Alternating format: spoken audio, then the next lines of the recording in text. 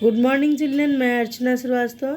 मैं आज क्लास 8 के बच्चों को संस्कृत में पाठ 10 पढ़ा रही हूँ। पाठ 10 में हम लोग पढ़ेंगे गीतामृतम, है ना, श्लोका।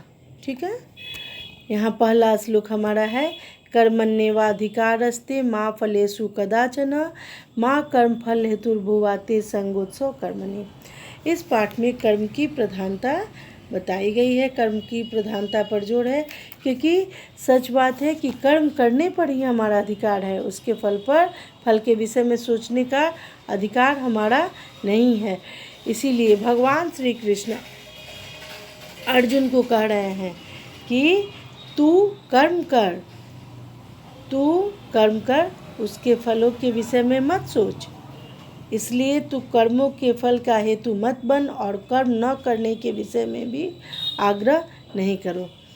हे अर्जुन, तुम्हारा अधिकार केवल कर्म करने पर है, उसके फलों के विषय में सोचने का अधिकार तुम्हारा नहीं है। ठीक है। दूसरा श्लोक है, असंशयम महाबाहो मनोदुर्नि ग्रहम चलम अभ्यासेन तु कौन्तेय वैराग्येन च गृह्यते। अर्थात भगवान श्री कृष्ण बोले, हे महाबाहो, यह मन निसंदेह बड़ा ही चंचल है और बड़ी ही कठिनता से वश में होने वाला है, परंतु हे कुंती पुत्र अर्जुन, यह अभ्यास और वैराग्य से ही वश में होता है, क्योंकि मन को वश में करना बहुत ही कठिन काम है। तीसरा श्लोक है, यद आचरति श्रेष्ठ देवेतरो जन स यत् प्रणामं कुरुते लोकस्तद अनुवर्तते। अर्थात श्रेष्ठ पुरुष भगवान श्री कृष्ण यहाँ अर्जुन को फिर उपदेश देते हैं और कहते हैं कि श्रेष्ठ पुरुष जैसा आचरण करने लगते हैं, सामान्य पुरुष भी वैसा ही आचरण करने लगते हैं। उन्हीं का उदाहरण भी देते हैं। श्रेष्ठ पुरुष जिस काम को करते हैं उसी को आदर्श मानकर लोग वही अनुकरण भी करने लगते हैं। ठीक है। चौथा श्लोक है, यदा यदा हि धर्मस्य ग्लानिर्भवति भारत अभ्युत्थानम अधर्मस्य तदात्मानं सृजाम्यहम्। अर्थात जब जब धर्म की हानि होती है तब तब मैं क्या करता हूँ, धर्म की स्थापना करने के लिए मैं तब जन्म लेता हूँ। पांचवा श्लोक है, परित्राणाय साधूनां विनाशाय च दुष्कृतां धर्म संस्थापनार्थाय संभवामि युगे युगे।